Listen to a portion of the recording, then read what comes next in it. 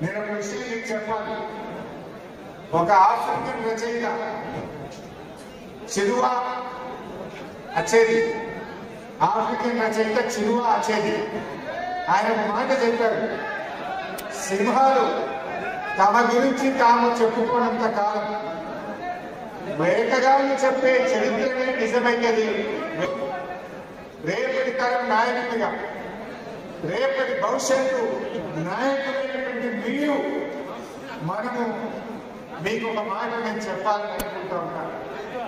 కేసీఆర్ గారు చేసిన 14 ఏళ్ల పోరాటం, ఆమరణ నిరాహార దీక్ష, దీన్ని భవిష్యత్ తరాలకు మనం చెప్పకపోతే ఈ చంద్రబాబు నాయుడు డైరెక్షన్ లో నడుస్తున్న ఈ రేవంత్ రెడ్డి ప్రభుత్వం మన చరిత్రను, మన పోరాటాన్ని, మన అస్తిత్వాన్ని దెబ్బకొట్టే కిటికలు చేస్తా ఉంది.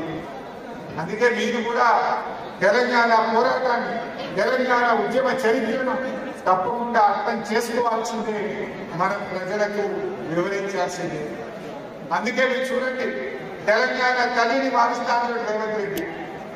తెలంగాణ ఇందులో కాకతీయ తోరణాన్ని తీసేస్తా అంటాడు. పాఠ్య పుస్తకాల్లో తెలంగాణ ఉద్యమ చరిత్రను తొలగించే ప్రయత్నం చేస్తుంటాడు. టీఎస్ను టీసీగా మారుస్తుంటాడు.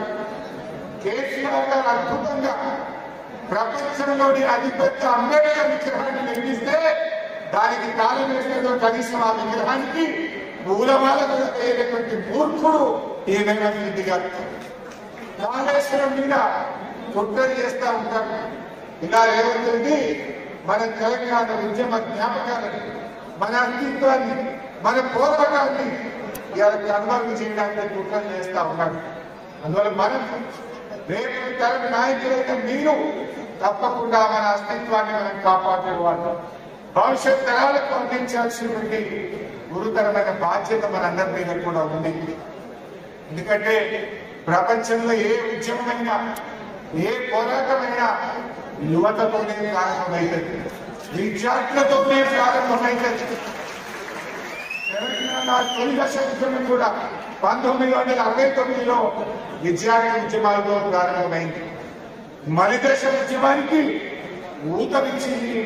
చివరి దశలో అద్భుతమైన పురాతత్వం కనిపించింది. కేసీఆర్ నాయకత్వంలో మన యూనివర్సిటీలోని విద్యార్థులు. అందువల్ల ఇవాళ మీరు కూడా రేపటి తరం నాయకులు.